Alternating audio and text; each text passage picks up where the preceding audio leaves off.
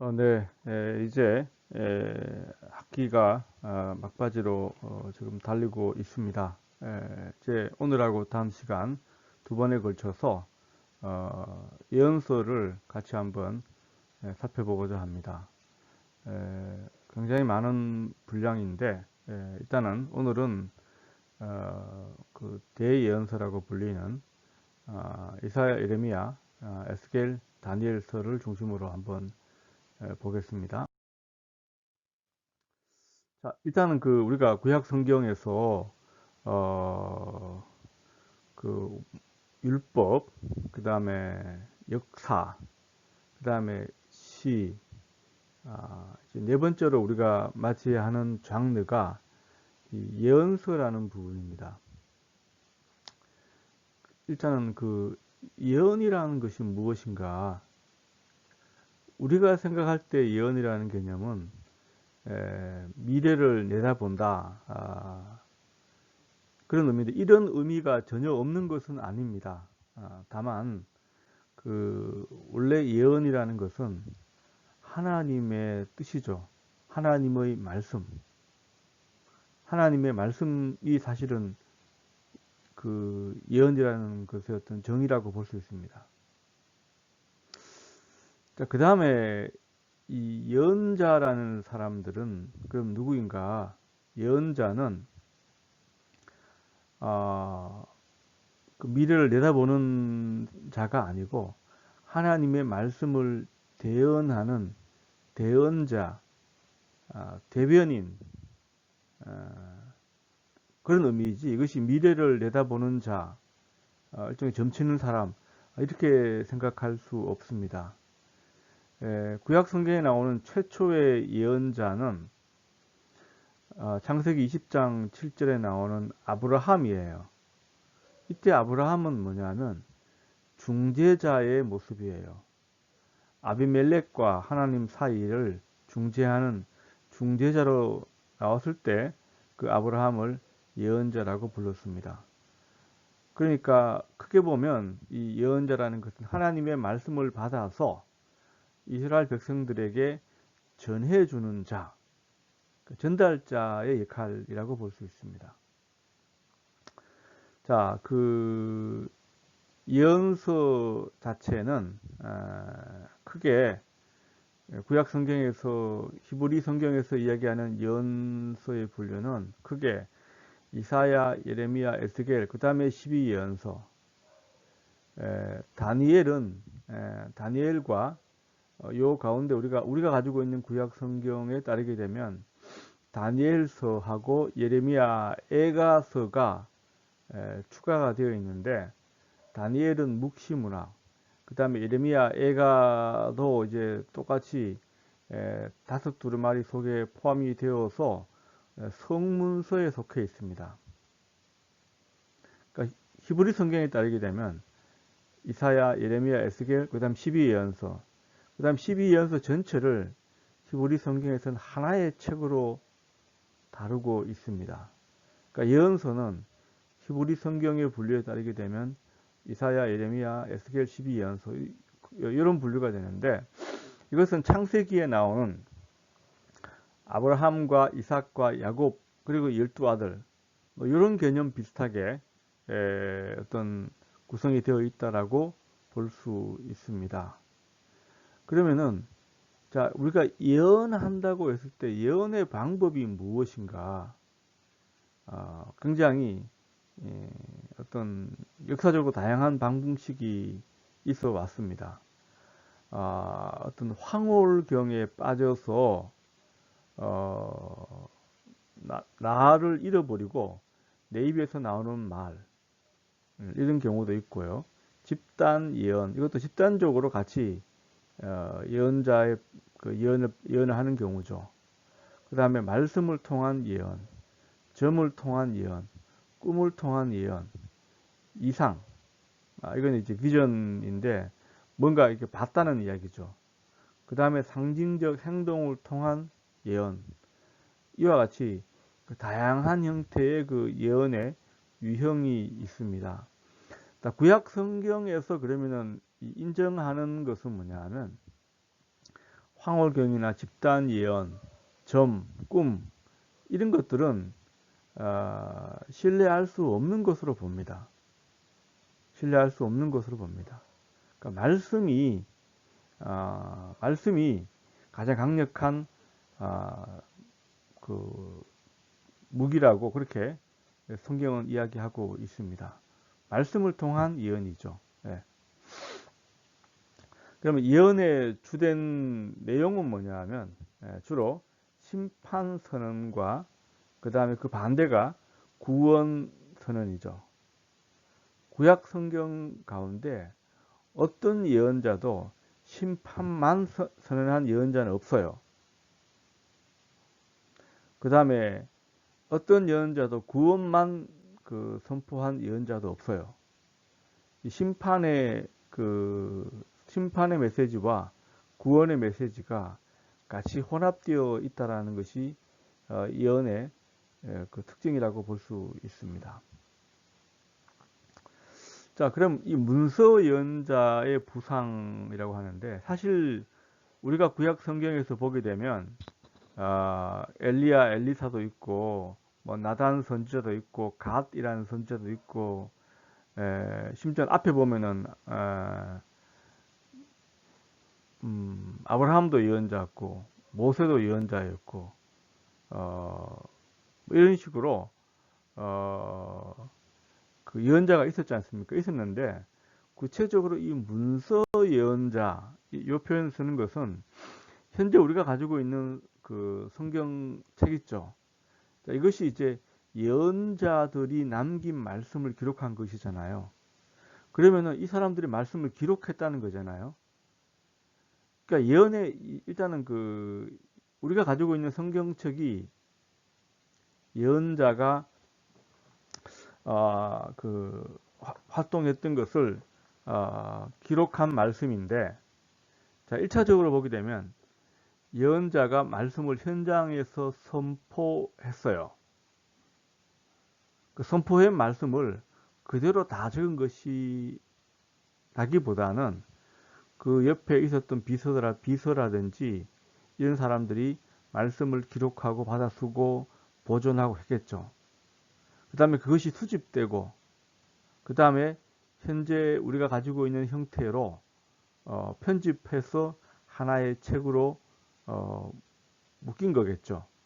그 과정 속에서 이 오늘날 예언서가 나왔다라고 볼 수 있는데, 이러한 그 문서 예언자가 본격적으로 활동하기 시작한 것은 제가 여기 밑에 아모스가 최초의 문서 예언자라고 그렇게 기록을 해놨는데 760년경이에요. 자, 이것은 뭐냐 하면 아시리아 제국주의가 부흥하기 했던 시점과 맞물려 있다라는 것입니다. 아시리아 제국주의가 본격적으로 된 것은 745년 티글랏필레세르 3세, 구약 성경에는 불로 나와요. 이 사람부터 본격화되기 시작했지만 그 이전에 살마네세르 3세라든지 이런 사람들로부터 이미 그 침략이 이루어지기 시작합니다. 그 이후에 문서 예언자가 부상하기 시작했다. 아시리아 제국주의가 부흥함으로 말미암아 결과적으로 이스라엘의 어떤 신학적인 문제가 뭐냐면 아시리아 제국주의에 이스라엘이 침략을 당하게 되면 야훼 하나님이 아시리아 제국의 신 아슈르나 바벨론의 그 마르둑이라는 신에 비해서 능력이 떨어지는 것으로 나옵니다. 문제는 거기에 문제가 있어요. 이 제국주의와의 전투에서 제국주의가 승리하게 되면 신의 승리가 되는 겁니다. 여기에서 궁극적으로 야훼와 이스라엘의 신학은 야훼가 최고의 신이라고 믿었는데 이 다른 이방 국가들의 신들과 전투에서 지게 되면 야훼가 지는 것이거든요. 그러므로 야훼가 최고의 신이기 때문에 야훼를 신앙으로 말미암아 야훼에 대한 믿음으로 말미암아 제국주의에 대항하기 위한 목적으로 이 문서 예언자가 이때부터 본격적으로 활동하기 시작했다라고 볼 수 있습니다. 제가 이 그 주요 시대별로 이렇게 예언자를 분류를 했어요. 분류를 했는데 이 중에서 8세기 예언자가 아모스, 호세아, 미가, 이사야 이렇게 되고요. 7세기 예언자가 주로 예레미야, 스바냐, 나훔, 하박국. 그 다음에 포로기 예언자가 에스겔, 오바댜 정도로 볼 수 있고요. 그 다음에 학계, 스가랴, 말라기. 그리고 갈로로 된 요나와 요엘은 정확한 연도 자체가 이 책 안에 나와 있지를 않습니다. 그렇지만 대부분의 그 학자들은 이 두 권의 책을 포로 이후에 나온 책으로 봅니다. 그래서 크게 이렇게 네 가지 역사적인 어떤 그 구분에 따라서 이렇게 예언자들을 분류할 수 있습니다. 그 다음에 그 이사야부터 한번 보겠습니다. 자, 이사야 그 1장 1절에 보게 되면 유다 왕 우시야와 요담과 아하스와 히스기야 시대에 아모스의 아들 이사야가 유다와 예루살렘에 관하여 본 계시라. 여기 이제 보시면 계시라고 되어 있어요. 1장 1절에 우시야, 요담, 아하스, 히스기야 시대. 그래서 이 활동 연대를 보게 되면 주로 약 한 740년부터 한 700년 정도까지 활동한 예언자로 볼 수 있습니다. 740년에서 한 700년 정도에 걸쳐 활동한 예언자로 볼 수가 있는데 이 장르의 성격상 1장 1절에 보시면 유다와 예루살렘에 관하여 본 계시라. 이사야의 어떤 주 초점은 유다와 예루살렘에 초점이 있습니다. 유다와 예루살렘에 초점이 있습니다.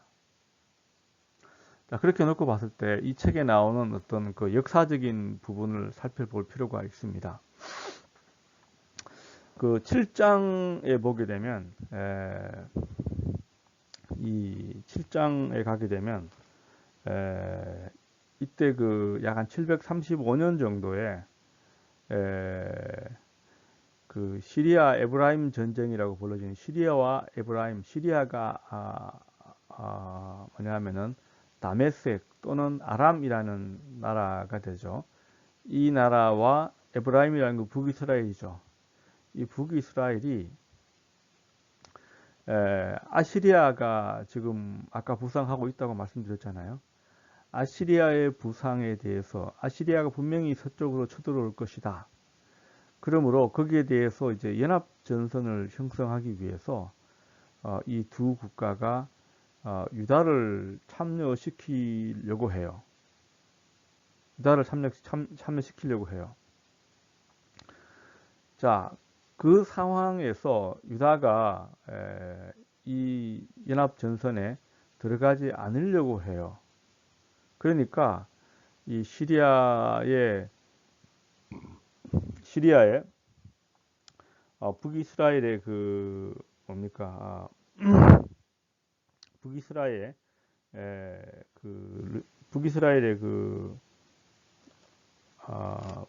처음에 보면은 아람 왕 르신과 이스라엘의 베가 이 두 왕이 연합해서 남유다를 침공을 하기 시작합니다. 이때 그 이스라엘의 왕이 남유다의 왕이 아하스라는 사람이었죠. 아하스라는 사람이었어요. 자, 이때 그 이사야의 예언은 이사야가 두 사람은 연기 나는 그 부지깽이 그루터기에 불과하니까 두려워하지 말고 낙심하지 말라라고 해요. 그리고 너희가 마지막에 너희가 정녕 굳게 믿지 아니하면 굳게 서지 못할 것이다. 굉장히 강력한 메시지를 전달하게 되는데 자, 이에 대하여 아하스는 그 믿지 못하고 아시리아의 티글라필레세르 3세에게 구원을 요청하고 아시리아의 도움으로 이 위기에서 벗어나요. 그러니까 아하스는 예언자의 말을 믿지 않습니다. 사실 이 역사 가운데 가장 중요한 것은 여호와에 대한 믿음이 제일 중요한데 믿지 않습니다. 그 다음에 이 사네립의 침략이라는 이 부분이 701년에 일어난 사건이죠. 우리가 아마 역사서 공부할 때 잠깐 설명을 드렸는데 이게 열왕기하 18장에서 20장까지에 나와 있는 그 내용이에요. 그 내용이 거의 같아요. 이게 다시 이제 이사야서 36장에서 39장에 들어가 있는데, 자, 이것은 뭘 의미하냐면, 이때 이제 물론 이 히스기야 때가 됩니다. 이때 구원을 받죠. 국적으로 사네립이 침략해 왔을 때 거의 멸망 직전에 구원을 받아요. 멸망 직전에 구원을 받습니다. 자, 이 개념을 이때 구원을 받았는데 이때 뭐냐면은 왜 구원받았느냐? 다윗 언약 때문에. 다윗 언약 때문에. 이 다윗 언약이라는 것은 사무엘하 7장에 나와 있는 예루살렘 왕조 신학입니다. 이 왕조 신학에 따르면 예루살렘과 유다는 여호와가 예루살렘에 계시기 때문에 결코 망하지 않을 것이다 라는 그 신학 때문인데, 그 신학이 실제 역사에서 검증이 된 사례가 되는 것이죠. 그리고 나서 39장에서 이제 39장에 보게 되면 제일 마지막 장면이요. 이사야 39장 그 마지막에 보면 39장 6절에요. 보라, 날이 이르니 내 집에 있는 모든 소유와 내 조상들이 오늘까지 쌓아둔 모든 것이 모두 바벨론으로 옮긴 바 되고 남을 것이 없으리라. 이렇게 됐어요. 그러니까 이 히스기야가 그 마지막에 바벨론에서 온 사자들한테 성전의 보물을 보여줬죠. 그러고 나니까 이사야가 예언이 자, 가지고 있는 모든 것이 바벨론으로 옮겨질 것이다. 자, 이렇게 하고 역사가 퐁당 그 많은 시기를 건너가 버려요. 건너가서 이사야 40장으로 확 넘어가는데 39장과 40장과의 어떤 시간적 간격이 거의 한 700년에서 540년까지니까 약 한 160년 정도로 간격이 확 뛰어버려요. 그리고 700년, 540년, 그러니까 160년 정도로 시간적 간격이 확 뛰어버려요. 그리고 44장과 45장에 보면 고레스라는 인물이 등장해요. 44장 그 26절부터 그 28절까지, 그 다음 45장 1절에 고레스라는 인물이 등장해요. 우리가 페르시아 역사를 공부할 때 잠깐 설명을 드렸는데, 이 고레스는 페르시아의 왕이죠. 페르시아의 왕이니까, 자, 이 사람이 역사의 무대에 등장한 건 559년인데, 실제 이 바벨론을 멸망시키고 유다 백성들을 귀환시킨 사람이 고레스죠. 이 사람이 고레스인데, 이 사람이 이사야서에 나와요. 자, 그러므로 이 40장에서 55장까지의 어떤 그 성경책의 내용 자체는 이 포로기 때 쓰여졌다라는 것이죠. 자, 이건 무슨 뜻이냐면, 이 이사야는, 예언자 이사야는 그 역사적인 그 사네립의 침략 때 활동했던 이사야가 있는데, 이 이사야의 제자들이 계속해서 자기 선생님의 말씀을 공부하고 활동했던 제자 그룹이 있었습니다. 자, 이 사람들이 바벨론 포로로 잡혀가서도 거기에서도 자기 선생님의 말씀이 어떤 식으로 이루어질 것인가를 가지고 거기서 공부하던 사람들이 있었는데 그 그룹 안에서 이 또 예언자가 나온 거예요. 그 예언이 바로 이사야 40장과 55장 포로기의 예언자라고 보시면 돼요. 그 다음에 이 56장으로 가게 되면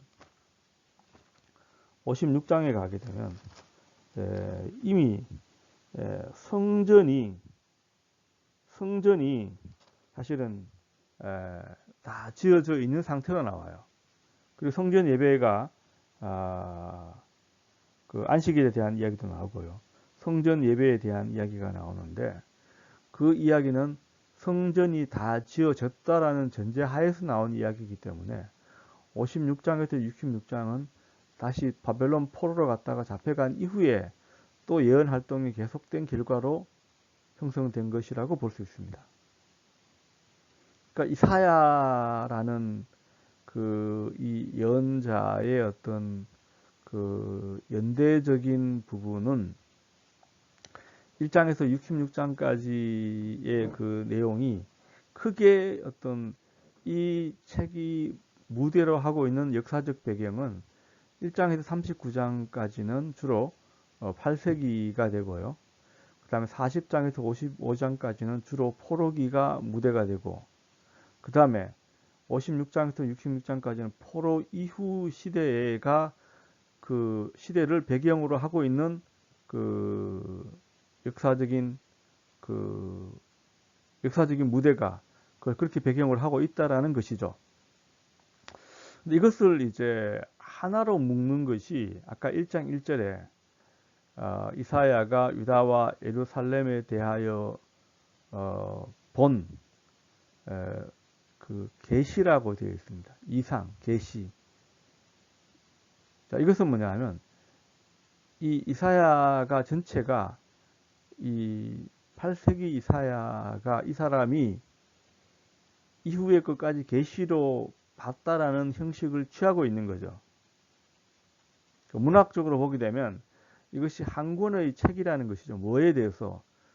유다와 예루살렘의 운명에 대해서 기록한 한 권의 책으로서 이사야서가 기능하는 것이죠. 그래서 이 중요한 그 내용과 신학은 이사야는 유다와 예루살렘에 대한 운명이에요. 그러니까 각각의 위기 상황 속에서도 유다와 예루살렘에 대한 부분은 이 역사 가운데 제일 필요한 것은 이 믿음이 필요하다. 믿으면은 살 수 있다라는 것이죠. 야훼가 이 위기 가운데서 포로기 가운데서도 믿으면은 결과적으로 돌아갈 수 있다. 돌아가서는 역시 세상이 만만치는 않지만 궁극적으로 65장과 66장에 보게 되면 새하늘과 새 땅에 대한 그 기대가 나와요. 이처럼 예루살렘과 유다와 예루살렘의 운명이라는 이 부분이 주요 신학이고 그 가운데 메시아 사상이 나옵니다. 처음에 이제 여기서는 아하스라든지 히스기야 이 두 왕이 다윗 왕조가 나오지만 다윗 왕조는 두 왕은 전부 다 실패한 왕이에요. 히스기야도 성공했다고 보기 어렵습니다. 마지막에 그 바벨론한테 보물을 보여줌으로 말미암아 결과적으로 온전히 다 믿지 못한 왕으로 평가받게 됩니다. 그 다음 바벨론 포로로 잡혀갔을 때 이 고난받는 종에 대한 메시지가 나옵니다. 고난받는 종이 바벨론 포로기 때는 이 사람이 누구인지 정확히 알 수 없지만 이 사람을 통한 어떤 그 메시아에 대한 어떤 그 메시지가 이 사람 속에서 나온다. 그 다음에 65장, 66장에 가면 야훼가 궁극적으로 메시아라는 것을 선포하게 됩니다. 자, 그 다음에 이제 이 남은 자라는 사상인데요. 이것만 잠깐 보고 이사야서를 마무리하겠습니다. 이사야서 6장에 보게 되면 6장 13절에 제일 마지막 그 구절 보시면 거룩한 씨가 이 땅의 그루터기라. 나무가 다 잘라져도 거룩한 씨앗이 남는데 그것이 바로 나무가 다 자른 뒤에 남아있는 그루터기다. 그 그루터기를 통하여 하나님께서 다시 나무를 다 자라도 나무가 다시 밑에서 크잖아요. 그런 것처럼 이 남은 자를 통하여 다시 이제 역사를 이끌어 나가게 하시겠다. 자, 이런 부분들이 이사야서를 관통하는 중요한 메시지다라고 볼 수 있습니다. 자, 이어서 예레미야를 보겠습니다. 자, 이 예레미야서에 나와 있는 예레미야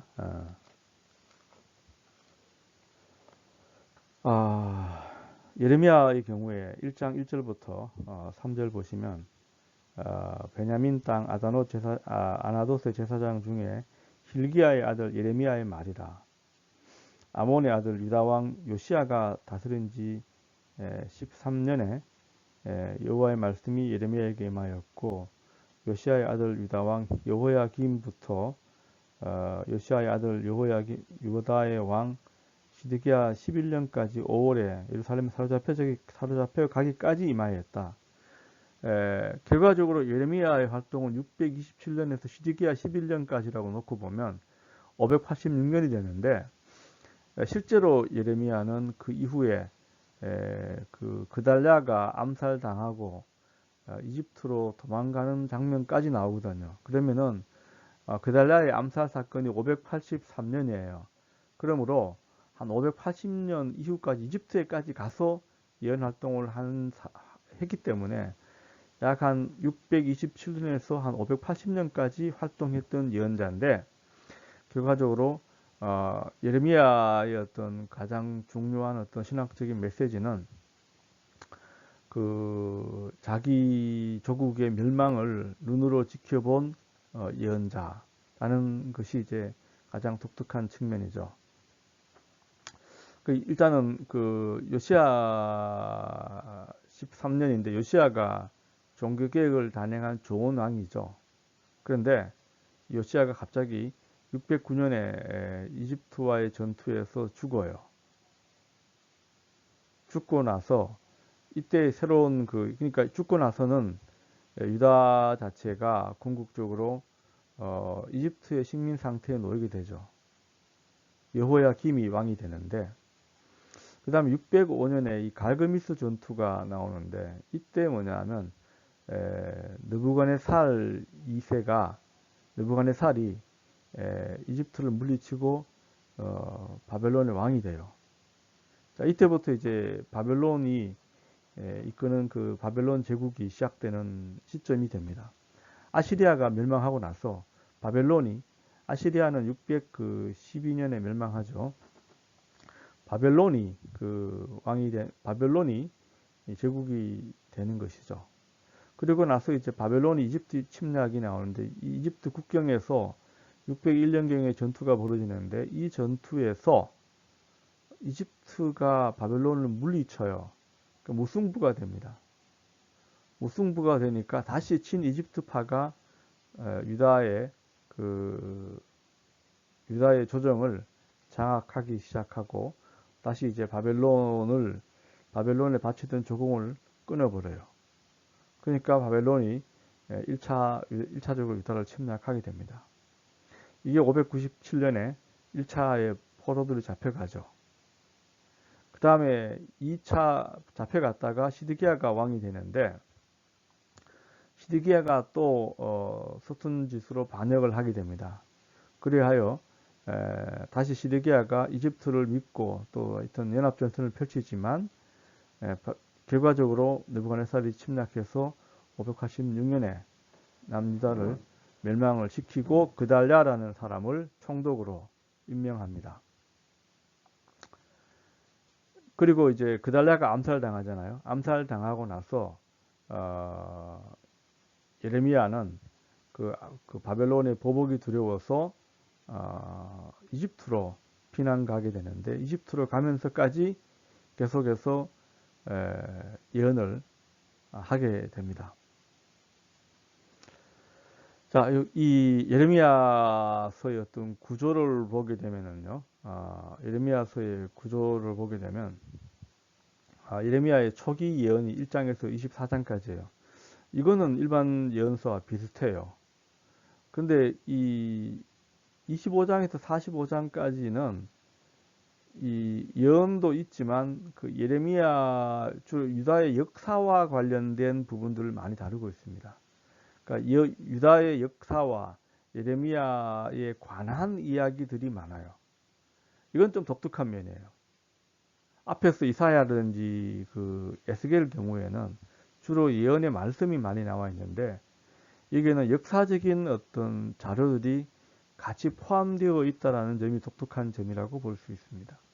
그 다음에 이방 국가에 대한 예언이 46장에서 이제 51장까지 나오고, 52장이 제일 마지막 그 장면이 나오는데, 52장 자체는 사실 유다의 멸망에 대한 이야기예요.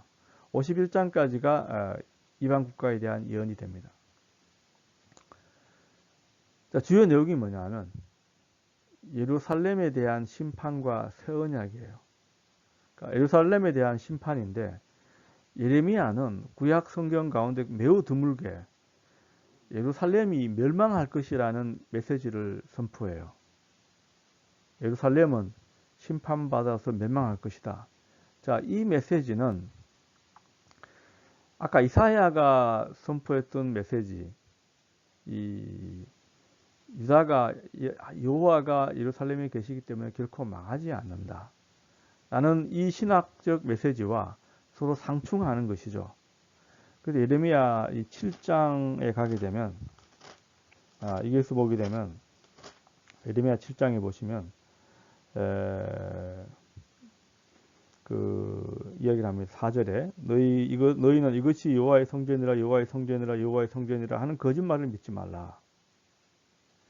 여호와가 성전에 계시기 때문에 망하지 않는다. 이건 거짓말이다. 그 8절에 보시면 보라 너희가 무익한 거짓말을 의존하는도다. 너희가 도둑질하고 살인하고 간음하고 거짓 맹세하고 바알에게 분향하고 너희가 알지 못하는 신들을 따르면 내가 바로 멸망시키겠다. 이 이야기거든요. 근데 유다의 지도층들은 이 말을 믿지 않습니다. 그 유다가 명하지 않을 것이라는 그 다윗 왕조 신학을 철저까지 믿고 이 예레미야를 핍박하기 시작합니다. 근데 궁극적으로 마지막에 그 예레미야의 심판 선언대로 유다가 멸망하지 않습니까? 그러므로 이후부터는 예레미야가 참 예언자로 다루어지게 됩니다. 그래서 이 예레미야는 25장에 보시게 되면요, 25장에 보게 되면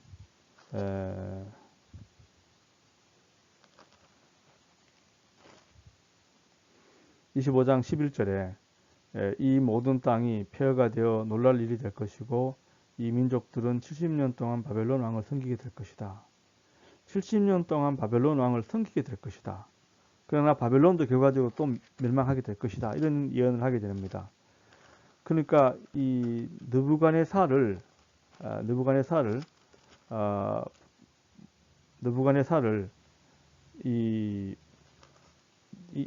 예레미야는 느부갓네살을 여호와의 종이라고 봐요. 느부갓네살 왕을 바로 여호와의 뜻을 실천하는 종으로 그렇게 선포합니다. 그러므로 말미암아 그러니까 유다를 멸망시키기 위한 여호와의 어떤 종이 바로 느부갓네살이다. 그러니까 심판의 도구라는 뜻이에요. 심판의 도구라는 뜻입니다.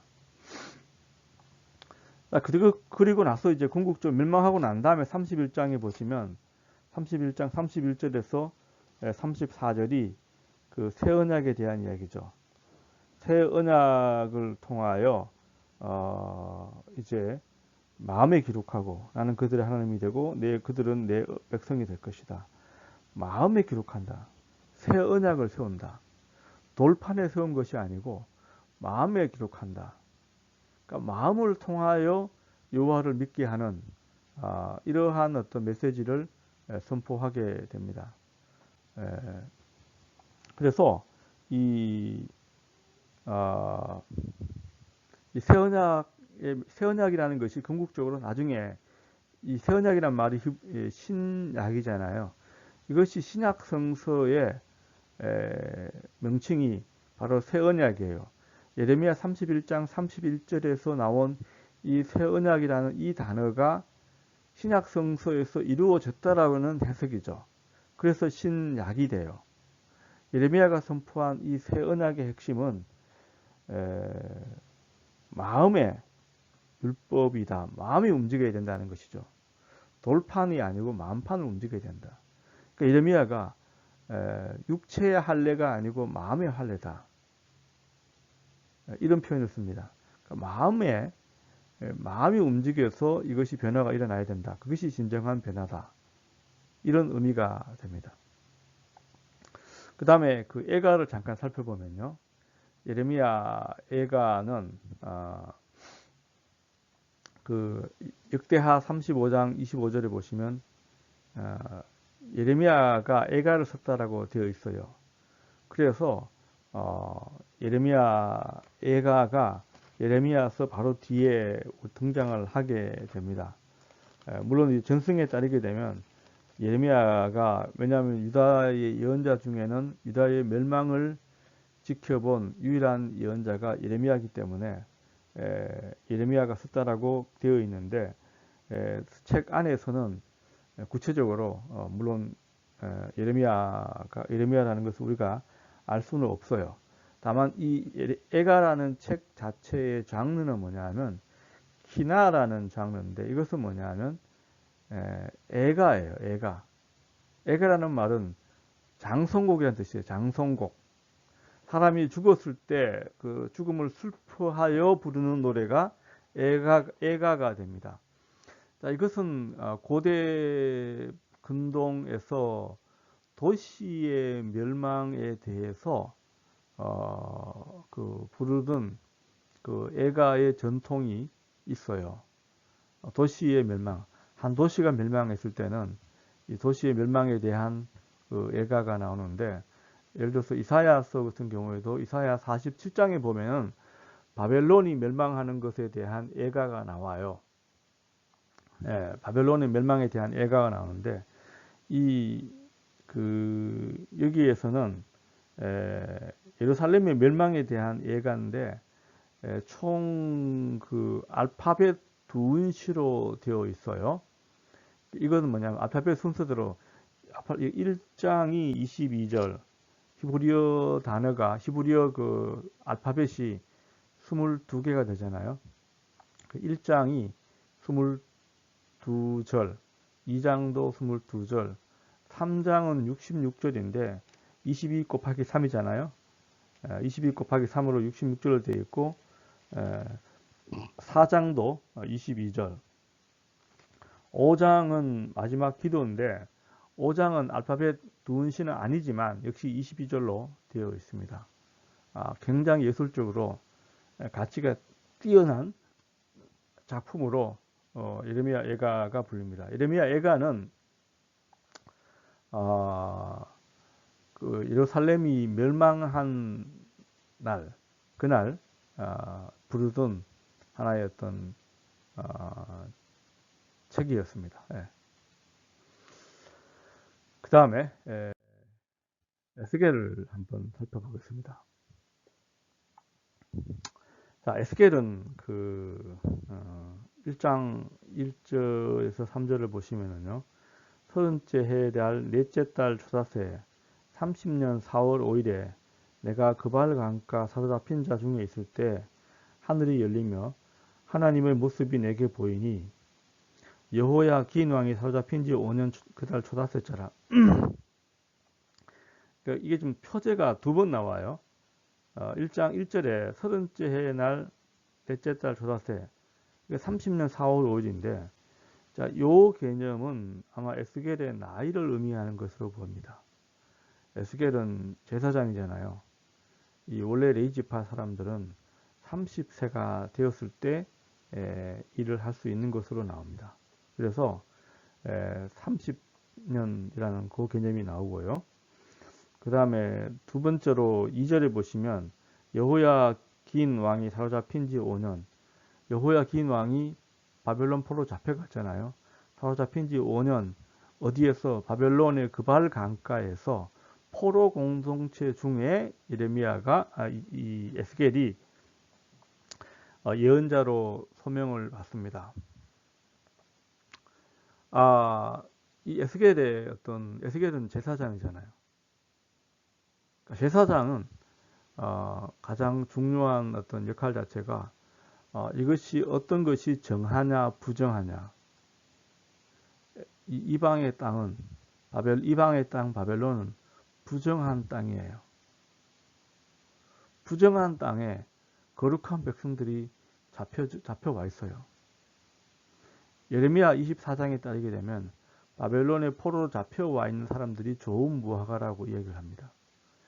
궁극적으로 이 사람들이 어떤 귀환했을 때도 이 사람들 중심의 어떤 공동체가 이루어지게 되지 않습니까? 그 맥락에서 이 바벨론 포로 중에 이 에스겔이 예언자로 부름을 받습니다. 그러니까 이 말은 무슨 뜻이냐면 이 포로 중에 포로 잡혀와 있는 이 포로 공동체의 거룩을 어떻게 지켜낼 것인가? 이 이방의 땅에서 이 오염된 땅에서 이스라엘 백성 잡혀와 있던 유다 백성의 거룩함을 지켜내기 위한 목적으로 에스겔이 예언자로 부름을 받습니다. 그 부름 받자마자 1장에 보시면 그리고 그 다음에 최후 연대가 나오는 것은 570년 정도의 메시지가 여기에 최후 연도로 나와요. 그러면 570년 정도가 됩니다. 그러니까 에스겔은 590년에 잡혀갔다가 592년에 예언자로 소명받고 570년 정도까지 예언자로 활동했다라고 볼 수 있습니다. 에스겔서는 메시지가 비교적 이 예레미야처럼 이 책 자체의 어떤 순서가 비교적 이해하기 편하게 깔끔하게 되어 있습니다. 이 멸망 전 예언이 24장까지예요. 그러니까 597년 잡혀갔다가 592년에 예언자로 소명받지 않습니까? 586년에 멸망하기 이전까지의 예언이 24장까지예요. 24장까지. 24장 마지막에 보면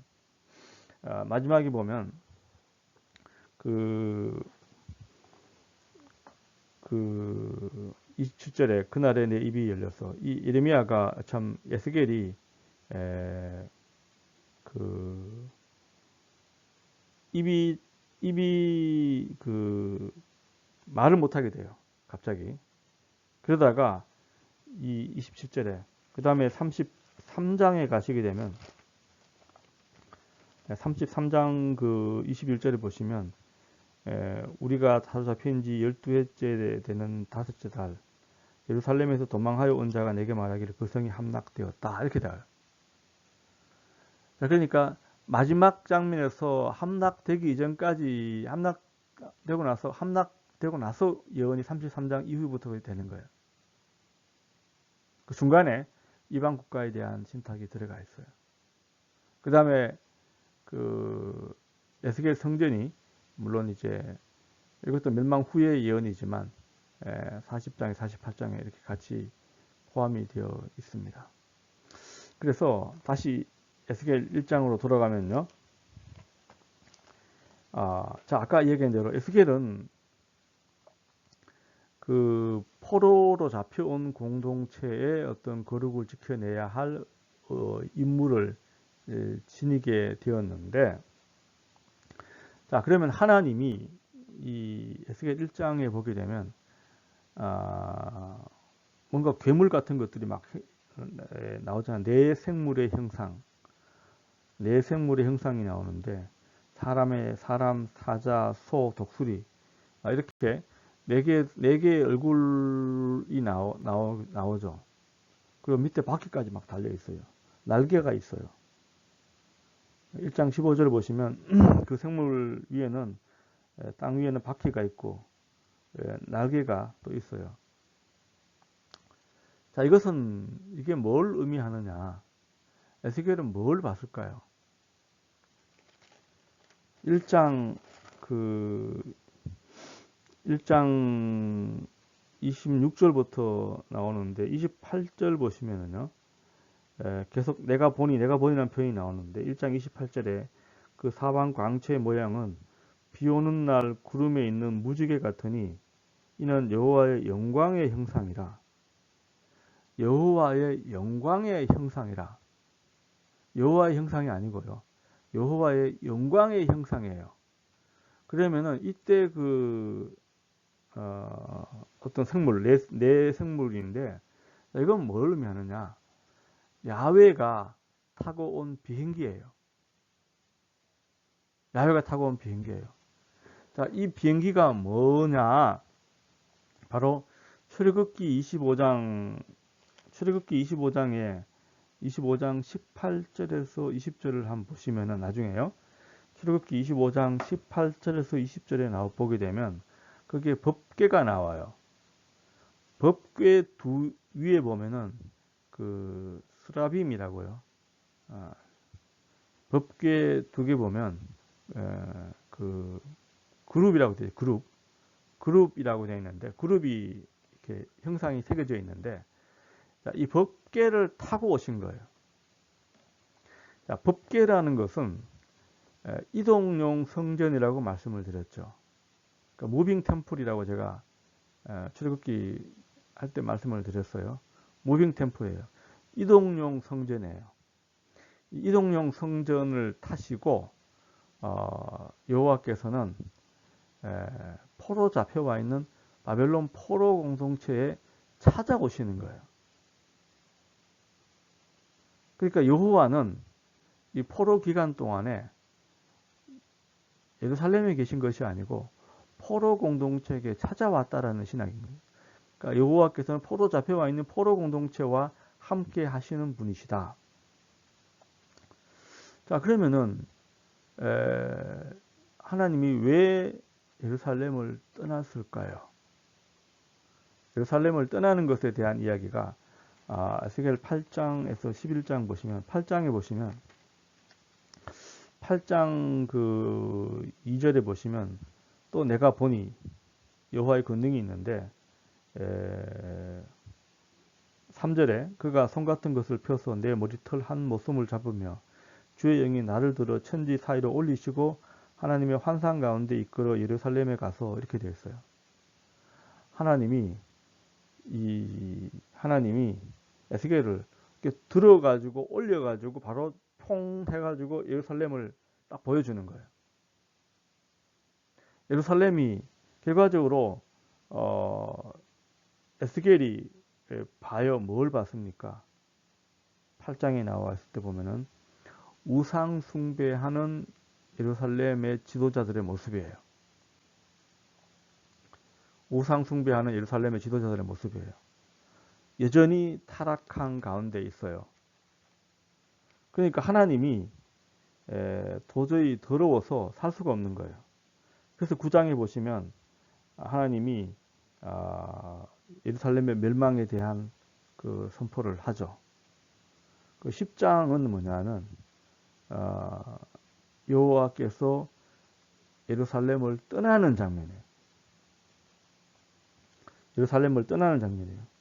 10장 4절에 여호와의 영광이 그룹에서 올라와 성전 문주방에 이르니 구름이 성전에 가득하고 여호와의 영화로운 광채가 뜰에 가득하였고, 여호와의 성전 그룹 자체가 문지방에 떠나와요. 18절에 10장 18절에 여호와의 영광의 성전 문지방을 떠날 때 그룹 위에 머무르니 쭉 나와 있어요. 그리고 그들이 떠날 때 바퀴도 함께 하였더라. 바퀴도 함께 하였더라. 그들이 여호와의 전으로 들어가는 동문에 머물고 이스라엘 하나님의 영광이 그 위에 머물렀더라. 이 동문이라는 것이 성전에 같이 붙어 있는 문이 됩니다. 그래서 이 동문으로 나와 가지고 11장 23절에 보시면 여호와의 영광이 성읍 가운데서부터 올라와 성읍 동쪽 산에 머물고 감람산입니다. 그 다음에 주의 영이 나를 들어 하나님의 영의 환상 중에 데리고 갈대아에 있는 사로잡힌 자 중에 이르더니, 자, 떠나가지고 온 거예요. 떠나가지고 바벨론에까지 온 거예요. 그러니까 1장에서 마주친 그 에스겔은 바벨론에 오신 야훼의 모습이죠. 그 다음에 다시 이제 야훼가 왜 떠났는가를 다시 한번 보여주는 장면을 그리고 있고요. 그 다음에 40장부터 이제 그 48장까지가 에스겔 성전을 묘사하는데, 이때 여호와의 영이 다시 예루살렘으로 들어오는 모습을 보여주고 있어요. 에스겔 40장을 보시면요. 40장을 보시면 40장 2절에 다시 하나님의 이상 중에 나를 데리고 이스라엘 땅에 이르러 나를 높은 산 중에 내려놓으시니, 자, 이렇게 나오지 않습니까? 그 다음에 43장을 보시면 43장을 보시면 43장 4절에 여호와 영광이 동문을 통하여 성전으로 들어가고라고 되어 있잖아요. 영이 나를 데리고 뜰 안에 들어가시기로 내가 보니 여호와의 영광이 성전에 가득하였더라. 여호와의 영광이 동문을 통하여 성전으로 들어가요. 들어가요. 자, 이게 에스겔 성전의 그 모습, 여호와의 영광이 다시 들어가잖아요. 회복을 보여주는 장면이죠. 그 다음에 이제 이 에스겔의 주 메시지 중에 하나가 개인주의라는 단어를 제가 사용을 했는데, 에스겔 14장 그 14절에 보면은요, 비록 노아, 다니엘, 욥 이 세 사람이 거기에 있을지라도 그들은 자기의 공의로 말미암아 자기의 생명만 건질 것이다, 이렇게 됐어요. 자, 이 노아, 다니엘, 욥 이 사람 중에 다니엘은 우리가 알고 있는 다니엘과는 다른 다니엘입니다. 이 사람 말고 하여튼간에 전설적인 의인들이에요. 의인들은 결과적으로 심판의 때에 자기의 의로 자기만 구원받을 것이지 자기의 의로 자기의 자녀들을 구원할 수는 없다 라는 것이 이제 메시지가 되고요. 18장 1절에 가게 되면요, 18장 2절에 보시면 너희가 이스라엘 땅에 관한 속담에 이르기를 아버지가 신포도를 먹었으므로 아들의 이가 시다라고 하면 어찌미냐. 그러니까 아버지가 신포도를 먹음으로 아들의 이가 시다. 이 말은 아버지가 죄를 지었으므로 그 죄값을 아들이 받는다라는 속담이 있는데, 그 속담 자체를 무효화시키겠다. 아버지가 죄를 지으면 아들이, 자녀가 3, 4대까지 그 죄가 이어질 것이라는 것이 십계명에 나와 있잖아요. 십계명에 보게 되면 아버지가 죄를 지으면 자식이 3, 4대까지 그 죄를 이어받게 되어 있습니다. 그런데 그 속담 자체를 못 쓰게 하겠다. 이게 무슨 뜻이냐면 죄도 자기의 죄로 말미암아 자기가 죽을 것이지 자기의 죄로 말미암아 자녀에게까지 죄가 이어지지 않는다라는 이야기가 됩니다. 자, 이 이야기는 죄나 의가 유전이 불가능하다라는 것을 말해줍니다. 자, 왜 이와 같은 메시지가 나왔을까요? 그 이유는 자, 지금 포로 잡혀온 사람들은 자기의 죄 때문에 잡혀왔습니까? 아니면 조상들의 죄 때문에 잡혀왔습니까? 또 신명기 우리가 열왕기 하 공부할 때 므낫세의 죄 때문에 잡혀왔다라고 하잖아요. 므낫세의 죄 때문에 잡혀왔다. 그러면은 이 포로 잡혀온 사람들은 자기의 죄 때문이 아니에요. 그럼 이 사람들이 할 수 있는 것은 아무것도 없어요. 자, 그러므로 이 에스겔의 어떤 신학적 책임은 뭐냐면 조상들의 죄와 이 현재 잡혀온 포로들과의 관계를 끊어주는 거죠. 지금부터는 네가 잘하면 네 죄로, 네가 못하면 네 죄로, 네가 잘하면 너의 의로 하나님께서 구원한다. 지금부터는 게임의 룰 자체가 바뀌었다. 지금부터는 너 하기 나름이다. 이와 같은 메시지를 선포함으로 말미암아 이 포로 공동체들에게 다시 한번 자기들의 자기들의 신앙으로 말미암아 자기가 스스로 구원받을 수 있다라는 자신감을 불어넣어 주는 것이죠. 자, 이것을 선포하고 있는 것이 이 개인주의적 심판이라는 측면이라고 말씀드릴 수 있습니다. 그 다음에 남북 이스라엘의 회복이라고 37장에 마른 뼈 이상이라고 나오지 않습니까? 이것은 이제 어떤 마른 뼈만 꼴짜기 속에 다 모여 있는데 그 꼴짜기 속에서 이상을 하나의 어떤 환상을 보는데 이것이 살아나겠느냐? 에스겔한테 묻습니다. 하나님이 물으니까 에스겔이 이제 당신께서 아십니다. 이렇게 답하지 않습니까? 그래서 이제 이 마른 뼈가 다시 살이 붙고 영이 들어가서 회복되는 모습을 보여줍니다. 그러니까 지금 이 마른 뼈라는 것은 포로기의 유다 공동체를 의미하는 것이죠. 포로기의 유다 공동체는 망가질 대로 망가져서 더 이상 희망이 없어 보여요. 희망이 없어 보이는 이 가운데서 하나님께서는 에스겔을 통하여 마른 뼈 이상을 보여주고 회복될 것이라는 메시지를 선포합니다. 그리고 이제 남북 이스라엘이 연합하여 이것이 연합하여 이 국가가 다시 이루어질 것이다 라는 이상도 같이 보여주죠. 그 다음에 마지막 에스겔 성전이라는 것이 무엇인가? 에스겔 성전은 지금까지도 이것이 사실은 실현된 개념은 아닙니다. 이후에 만들어질 제2성전도 에스겔 성전과는 거리가 있어요. 에스겔 성전이라는 이 개념은 바벨론 포로 기간 동안에 이제 문제는 제사를 어떻게 지내요? 이 죄를 어떻게 사해요? 이 정결이라는 측면이 문제가 되잖아요. 포로 기간 동안에 이 성전 신학을 통하여 에스겔 성전의 모습을 통하여 유다 백성들이 포로 공동체가 영적인 정화를 할 수 있는 그러한 성전으로서의 기능을 수행했다라고 보시면 돼요. 이게 이제 에스겔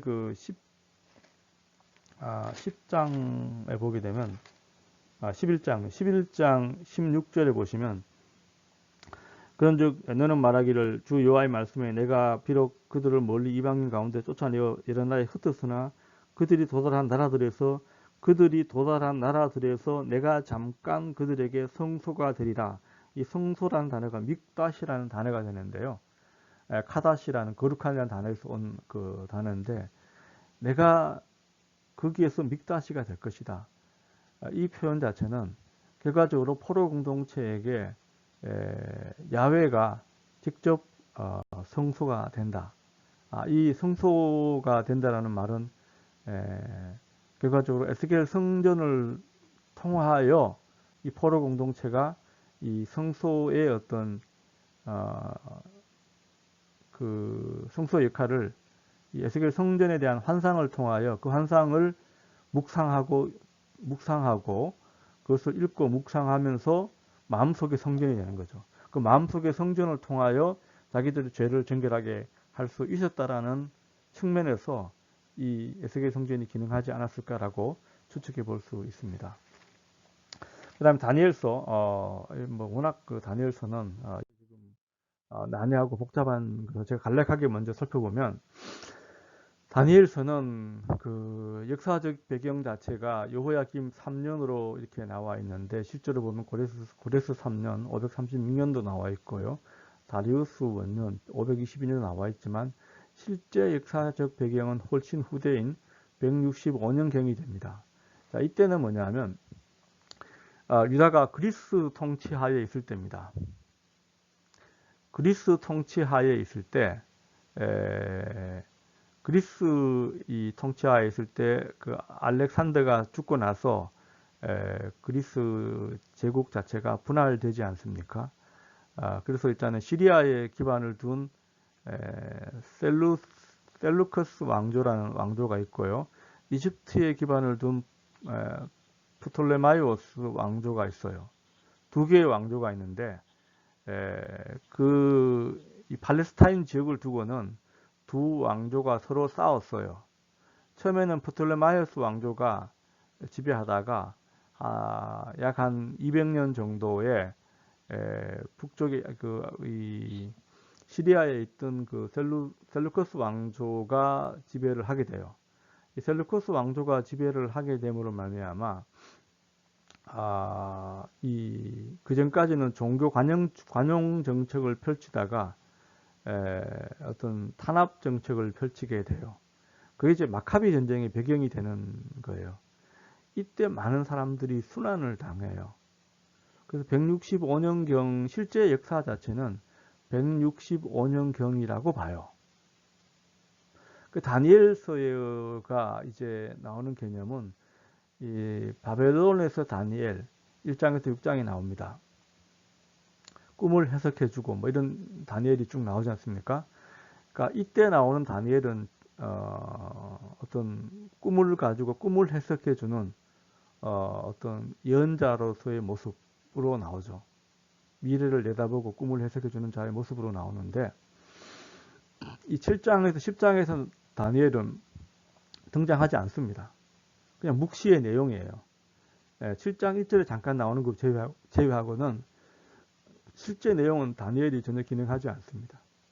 이건 주로 묵시문학이라고 하는데 묵시문학이라고 이야기하는 것은 뭐냐면 세상의 종말에 대해서 일어날 일들을 가리키는 용어가 묵시문학이에요. 세상의 마지막에 일어날 일. 다니엘서도 보게 되면 11장 40절에 마지막 때라는 표현이 나와요. 그 마지막 때에 남방왕이 와서 힘을 기를 것이나 이때 11장의 남방과 북방은 남방은 이집트에 있는 프톨레마이오스 왕조고 북방 왕은 시리아에 있는 셀루코스의 안티오코스 4세 그 왕조가 됩니다. 안티오코스 4세가 결과적으로 등장하면서 보시면 11장 31절에 군대는 그의 편에 서서 성소 곧 견고한 곳을 더럽히고 매일 드리는 제사를 폐하고 멸망하게 하는 가증한 것을 세울 것이며 이런 표현이 나와요. 가증한 것을 세운다. 이런 표현 자체가 그 168년경의 역사를 이제 배경으로 하고 있다. 라고 봤을 때 이 다니엘서의 어떤 이런 전체적인 모습을 보게 되면 이 역사적인 부분은 바벨론 포로기 때 잡혀간 다니엘을 배경으로 하지만 이후에 그 실제 어떤 역사 두 가지 시점이 있는 거예요. 실제 배경으로 한 것은 605년의 다니엘이고 실제 역사 자체는 165년에 이 마카비 전쟁 때의 어떤 이스라엘 역사가 있는 거예요. 이 두 개를 연결시켜서 그 독자들에게 이 독자라고 하면 165년의 독자들이에요.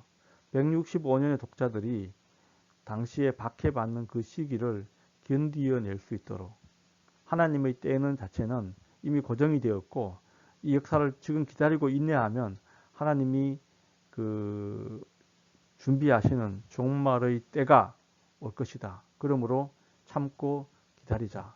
이런 메시지가 다니엘서가 됩니다. 묵시록이라고 하면 종말에 일어난 일인데 이사야서 24장 20편 소묵시록이 있고 다니엘과 요한계시록이 종말에 일어날 일들입니다. 그러니까 요한계시록의 풀이 역시 마찬가지로 대부분 다니엘서의 어떤 근거한 것이다라고 이해할 수 있습니다. 워낙 난해한 책이고 복잡한 책이 다니엘서여서 이것을 이해하는 것 상당히 많은 노력을 필요로 합니다. 참고로 제 책에 나와 있는 다니엘 파트를 보시면 아무래도 조금 이해에 도움이 될 것이라고 봅니다. 오늘 수업 여기까지 마치겠습니다. 감사합니다.